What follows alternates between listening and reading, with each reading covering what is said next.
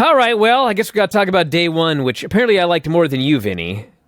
Yes. I thought this was a great show, great wrestling show. There was great stuff on the show. There was some stuff that was not so great, but I guess we'll just begin. We watched WWE Day One, January 1st, 2022. From the get-go, we must clarify things. This is not a pay-per-view event. This is a premium live event. Yeah, a premium live event. So it's like a glorified house show? Isn't that what a live event is? A live event is a house show. A premium live event is a glorified house show. And then they were I was stunned by this, but they were honest. Roman Reigns has tested positive. He's off the show. And Brock Lesnar is in the 5-way for the WWE title instead. Well, let's get some of the news out of the way first. Right. Roman Reigns tested positive for COVID out of the main event with Brock Lesnar. Brock Lesnar was added to the 5-way. And going into this show, Big E was coming out the champion. And so Big E losing the title was a direct result of Roman getting COVID and them having to scramble to come up with a new idea. Now, my presumption, I don't have this 100% confirmed, but this is certainly what people have told me they believe is what's going on here. And here's the thing with WWE, everybody. When there's a storyline involving Roman and Brock, like the people that know where this is going are Roman, Brock, and Vince, and probably Paul Heyman, and maybe Bruce Pritchard. So I could talk to 100 people there, and 100 of them would tell me, I think this is what's happening, but I don't know for sure. But I think that the idea here is that they're doing champion versus champion at WrestleMania. Roman will be the SmackDown champion. Brock will be the Raw champion. Either unification match or just champion versus champion like they do at Survivor Series. So it is possible. The idea was that they were going to shoot a big angle for WrestleMania on the show today. I have no idea what the angle was. I suppose it's possible that maybe Brock was going to... I don't even want to say anything. But all I know is that Big E was going to leave as champion until all of this happened. So that's what happened.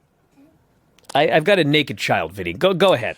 We begin with the Usos versus the New Day. We are shown clips from SmackDown where the New Day, the babyfaces, cheated to win to set this up. And so this was my first WWE main roster show since SummerSlam of last year.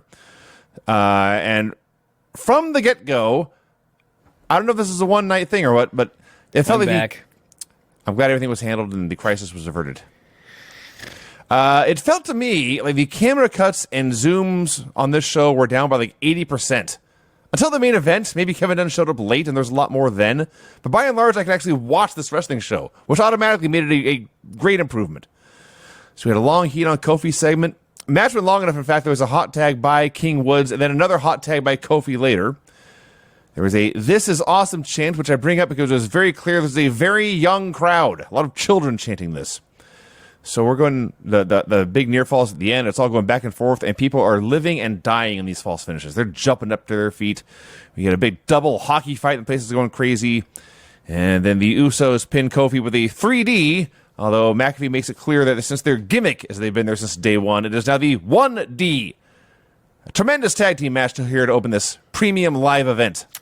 Yeah, I don't know what the... actually, I could probably find the time. 17 minutes, actually. Yep. I was watching this match for about the first 10 minutes, and like they can't have a bad match, that's for sure.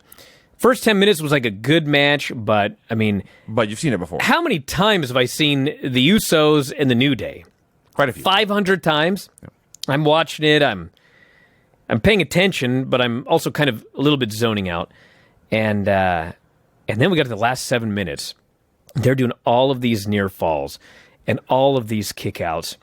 And they're doing so many kickouts that my presumption was there's going to be a run-in or some sort of screwjob finish or something because they've just kicked out of every move. Like, what could possibly be left?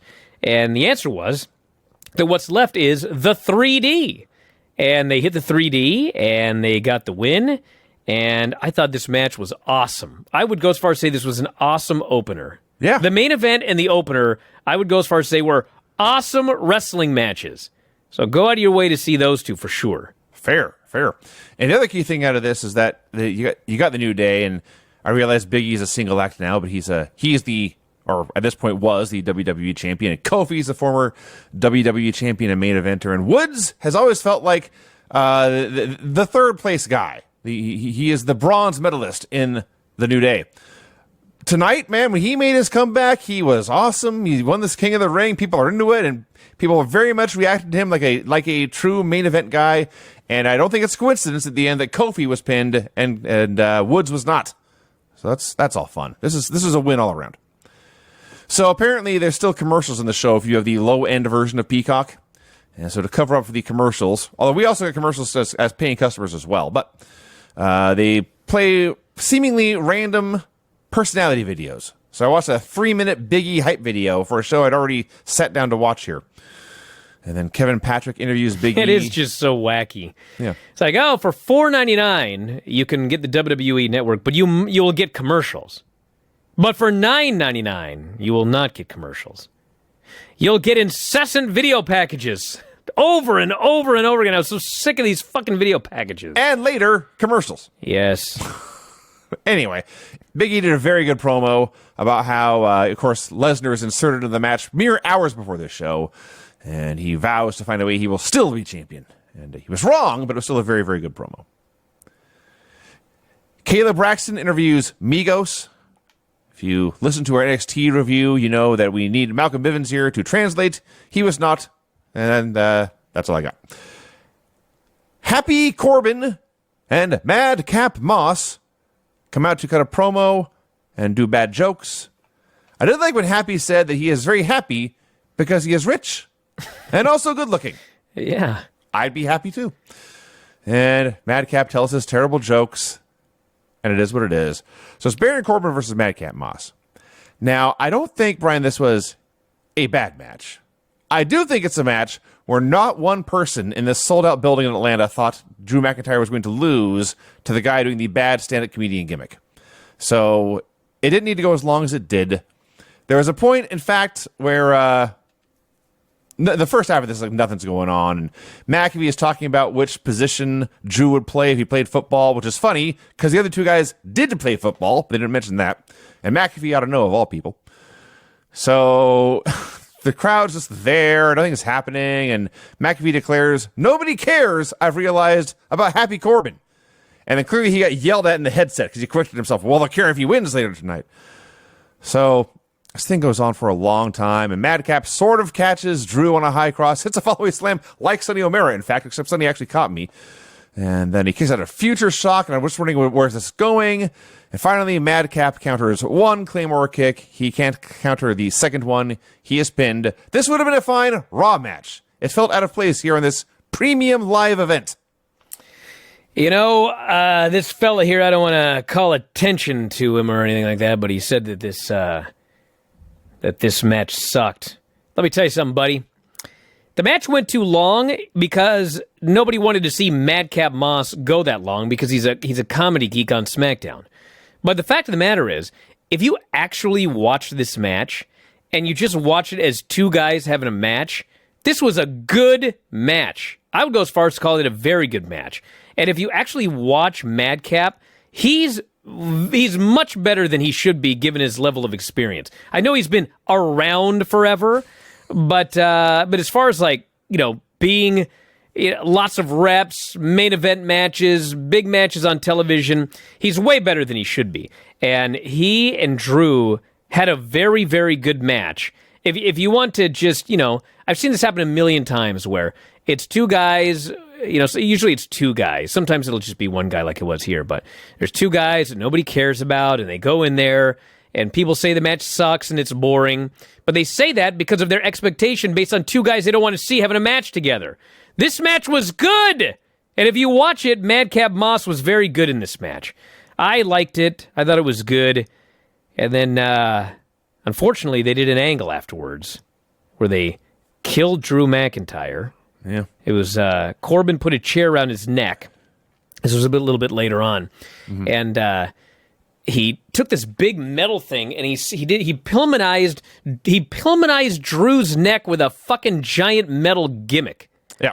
So it's WWE. So for all I know, they'll be wrestling on Raw tomorrow. He'll be fine like Brutus Beefcake when they broke his face. If this were any other wrestling company on the planet, and this might be the case here, but if it were any other wrestling promotion on the planet, Drew's gone. So we'll find out sooner rather than later. But, I mean, this was not just like your usual injure a guy.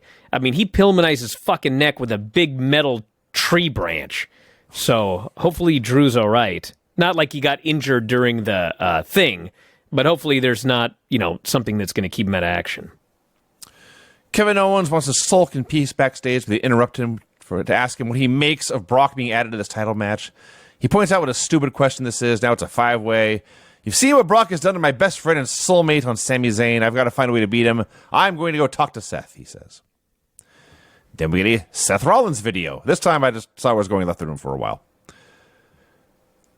Street Profits, versus RK Bro with, as they put it, the Migos in the RK Bro corner. And speaking of music, I got to say this Randy Orton Riddle mashup is pretty sweet.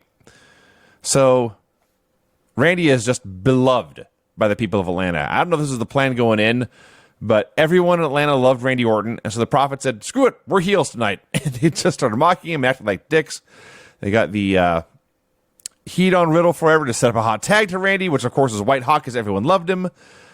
Big back and forth segment with the highlight was Montez Ford doing the running dive over the post in the corner onto both dudes on the floor.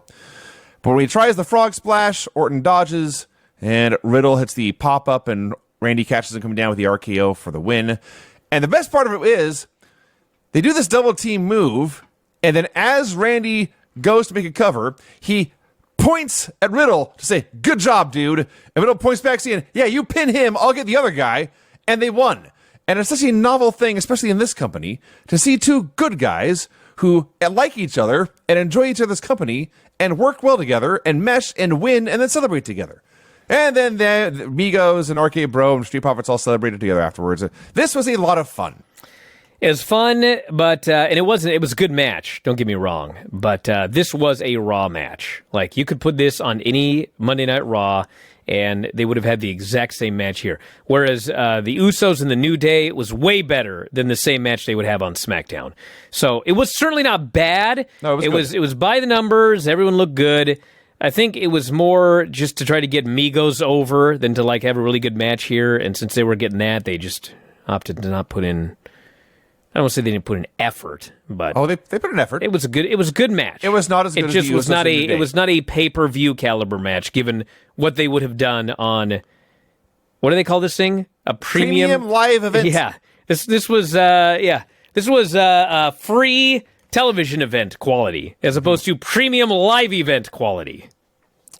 So we get the angle here where Madcap and Happy attacked Drew and Pillmanized his neck. I just want to point out that the setup for this was Drew was just wandering around the building, lost, because he could not find the locker room. That's the best reason they had for him to be walking down this hallway. He couldn't say he's preparing for an interview, he's on his way to the locker room from catering or something. No, he's lost. And they broke his neck. Miz versus Edge. They made it very, very clear in the pre-match video that what was going to happen was Maurice was going to get hers at the end, and Beth Phoenix was going to return and chase her away. It was very clear that's what was going to happen. So I have an astounding stat for you, Brian. I don't know if you saw this during the show. Do you remember the notorious Age in the Cage pay-per-view match between Hulk Hogan and Roddy sure Piper? do. Yes, I do. The combined age of the two men in that match on that night, 87 years old. The combined age of Edge and Mike Mizanin here tonight on day one, 89. Oh, my God. They're older than Hogan and Piper. Well, times change, Vinny. Which was, it was a terribly slow match without a lot of heat. The thing with this match was, almost fell off my chair there. The thing with this match was, it wasn't bad. It was just there. And the bigger issue than the fact that, Edge came back from a neck injury that was so bad he was told he would never wrestle again. He managed to come back. He's got a second lease on life, second lease on his career. But we all know it could end at any time, and he'll tell you the same thing. why is he wasting his time with The Miz? And it's like nothing against The Miz personally, but The Miz, no matter how they portray him with his show and the A-lister and Dancing with the Stars, The Miz is a comedy geek, okay? And Edge feuding with The Miz does nothing but take Edge down. Edge did not come off as special at all in this feud or in this match. He came across as just another bloke on the roster wrestling The Miz. They had to go 20 minutes for God only knows what reason. RK Bro and the Street Profits got 11. These guys went 20 fucking minutes. Yeah. And again, it wasn't bad. But it wasn't very but good. But it certainly didn't need to go 20 minutes, and Edge should not be wasting his time having what. And I realize what they're doing here is they're setting up a mixed tag, and I'm sure that Edge and Beth are thrilled to be tagging together, and that's all fine. But I don't know. I describe this as a very good 10-minute match dragged out over 20 minutes, because by the end, people were totally into the big stuff at the end there. But a lot of it was just laying around. Edge, for the first time that I've seen since he came back, broke out that horrible half-Nelson Bulldog move that I just hate. I was sad that it was not left in retirement. He brought it back. They tried to do some counter wrestling here. And Miz was doing the kicks he stole from Daniel Bryan, and nobody cared. And they start doing some submission grappling counters that no one cares about. And it amused me. It's like he's still trying to do the stuff he was doing with Daniel Bryan, not realizing that the reason it worked was Daniel Bryan was really, really, really good at it. And you're not. And here is a line I will blatantly Yes, I remember when he first started doing the yes kicks, and they looked horrible. Yes. And the excuse that I got on Twitter was, well, he's making them look bad as a way to mock Daniel Bryan. Well, Daniel Bryan's fucking long gone, and he's still doing shitty kicks. Yes. So he ain't mocking anybody right now. They're just shitty looking. He's just bad at the wrestling part of his job. I will steal another line I saw on Twitter. Miz does spots in the ring like he's walking through his match in the back. And that is a perfect description. He's just not very good at wrestling. So there's Maurice has been teasing interfering throughout the match. She finally slaps Edge to set up the skull-crushing finale for a near fall. This is the obvious cue for Beth to return. And maybe this went off. I can't imagine. This is not going how they wanted it. This was clearly a production faux pas. So what happens is she's up in the apron, Maurice is, with her back to the entryway. Edge is down. He's just kicked out of this move, but he's still down. And you see Miz, his eyes go big, and he points and he panics. And the fans all start to cheer, and several seconds pass, and then the camera just cuts to a close-up of Beth Phoenix and her Viking haircut. And she's got braids and a big mullet thing, and she's just standing there looking mean. And seconds pass, and then her music plays, and then she walks down to the ring.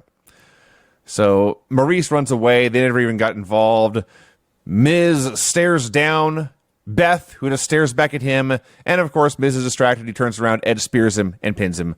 Place goes crazy at the end. Like I say, a good 10-minute match that went 20 minutes, it felt like.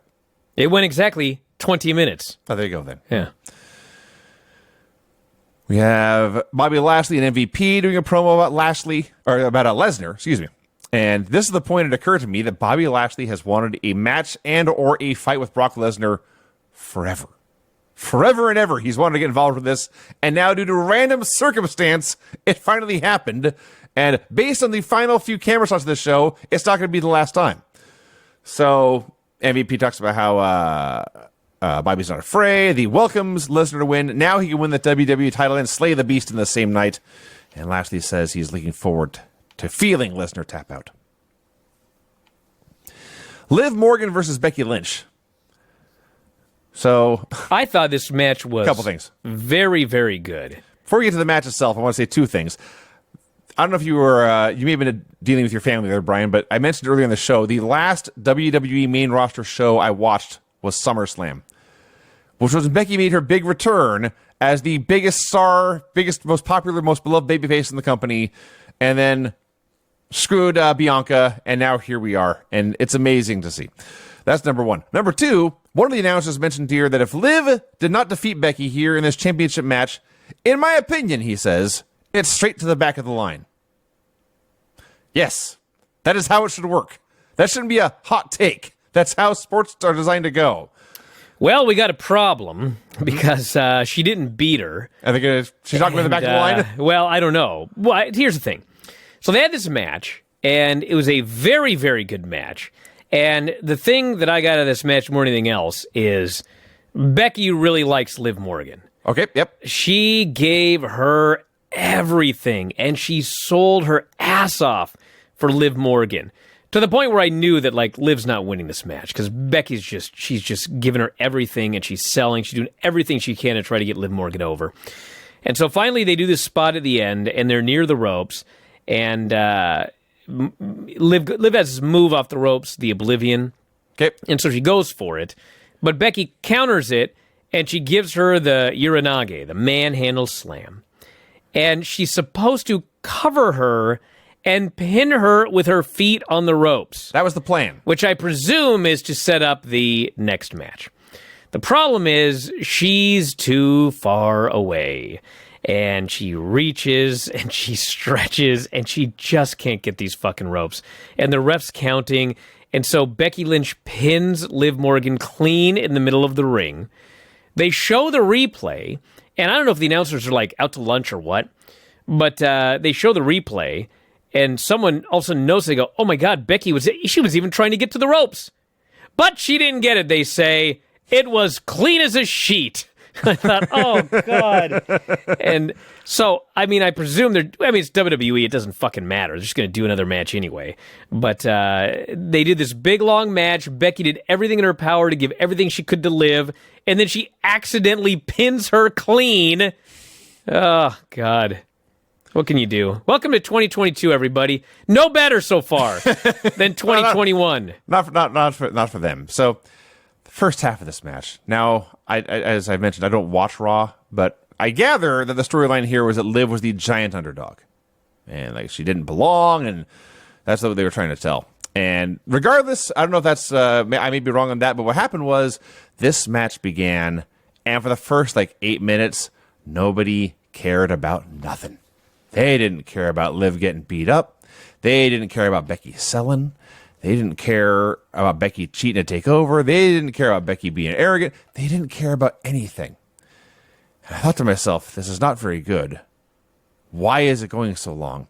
What's happening here? Well, what's happening here, and the reason it went so long is, the longer it went, the better it got, and more importantly, the longer it went, the more people cared. Because you see, Becky Lynch is awesome.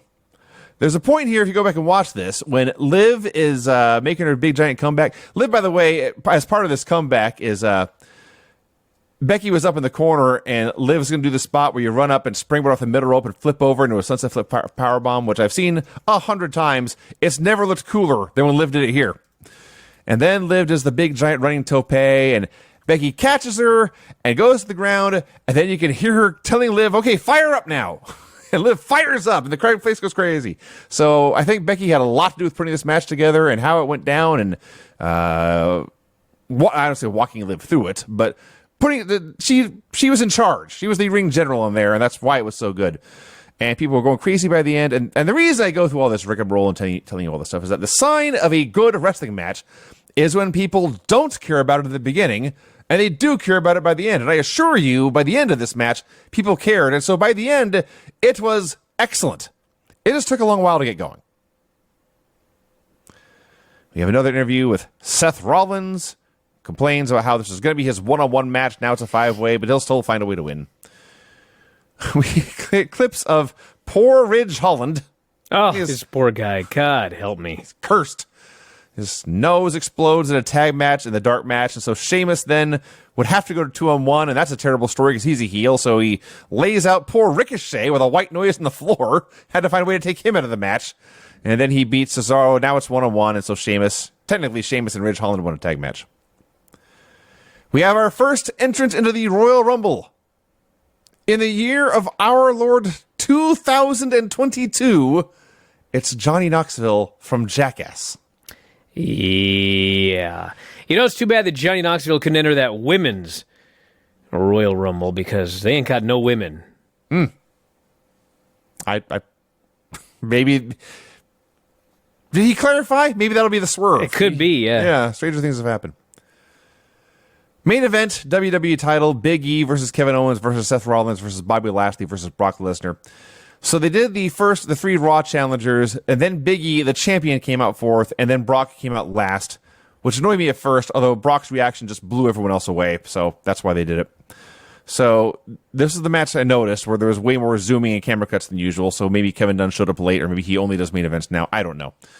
But I don't care, because this match ruled. You and I used the same term to describe this. It was a sprint.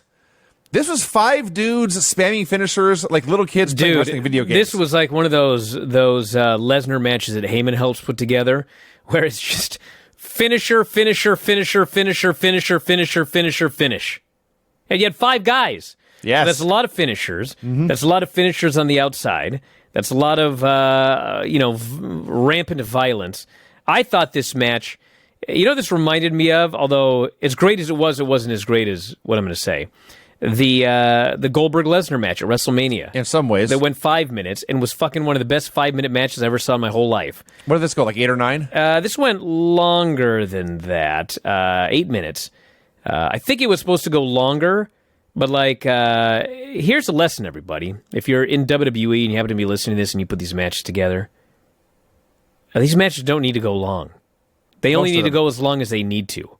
And this match went 8 minutes and 19 seconds, and there ain't no fucking way on any planet that if it had gone 15 minutes, it would have been better. Not a chance in hell. It would have been worse, absolutely positively guaranteed. Because the way that they worked it, the beginning, the middle, and the end, everything was perfect.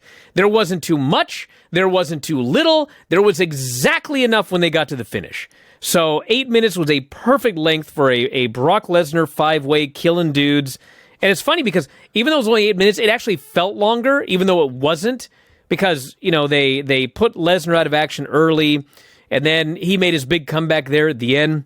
And I guess he's probably out of the match for a good 5 minutes. Yep. But it felt like he was in for 8 minutes of violence. And anyway, this was an awesome sprint. It was tremendous. So, and it wasn't as much as it was guys spamming finishers, but it also had some storyline and logic going on. So, Seth and Owens struck a deal. They were going to work together to try and take out the other monsters in this match. They were the 2 smallest dudes. And they never broke up that team. That team never came to blows. They, again, worked well for each other, or worked well with each other, and got along. And it was Big E that was down in the ring, and Owens tries to senton, and he gets the knees up. But that just leaves still E's in perfect position for a Rollins frog splash out of nowhere. So they were destroying everyone until Lesnar returned from the dead. And we should mention, by the way, that Lesnar got taken out of this. The bell rings, and Lesnar immediately begins to suplex everyone. Until he's taken out first by Big E, who returns to the ring and just clotheslines him out of the ring. And then he's out of the ring. Bobby Lashley spears Brock Lesnar through the barricade. Take about 30 seconds to get there. But he spears through the barricade, and then Lesnar's gone for several minutes. So strike one to Lashley. He has gotten the advantage on Lesnar once. The match continues. Lesnar gets back in there. He's suplexing everyone. He's F5ing everyone. And by the way, I knew Brock Lesnar was a huge, huge man, but he's in there with Bobby Lashley. He's in there with Big E, and he just dwarfs them. He is many weight divisions above these 2 dudes, and they're huge. So anyway, Lesnar returns. He takes out Rollins and Owens. He's beating them up, but then Lashley gets a hold of him somehow. And he gets the hurt lock. He gets it on Brock, the full Nelson, as promised. And Brock's trapped in the middle of the ring. He's got nowhere to go. He may have no choice but to submit here. Lashley's prophecy is going to come true. But Big E breaks it up. Big E saves Brock and throws Lashley out of the ring. Hits the big ending on Lashley, throws him out, goes for the big ending on Brock. And as big as Brock is, I know he went up. I know he goes up great, but Big E had no trouble getting that big dude up on his shoulders for the big ending, except he went too far, and Brock slipped behind, hits the F5, and he wins. So as a new WWE champion, as soon as he is pinned, Big E becomes an afterthought, and the focus is on Brock holding his new title and laughing as Bobby Lashley sneers at him. So they could do Lesnar Roman at Mania. There's still the Rumble that needs a main event. There's probably a February pay-per-view or a March pay-per-view that needs a main event too. I think we're finally going to get Lashley versus Lesnar, and it's going to rule. Actually, I know that everyone's upset about Big E losing the title, but plenty of time for Big E to win that title again. But the fact of the matter is, if you look at the storyline that they have been doing for the last God only knows how long, Brock Lesnar versus Roman Reigns, champion versus champion, Paul Heyman returning and having to choose a side in that match. I mean, that's going to be a pretty big match by WWE standards. So that's WrestleMania, everybody. I won't be there, but I'll be watching it on the Cock. On Peacock. Yeah. All right. Let's do this.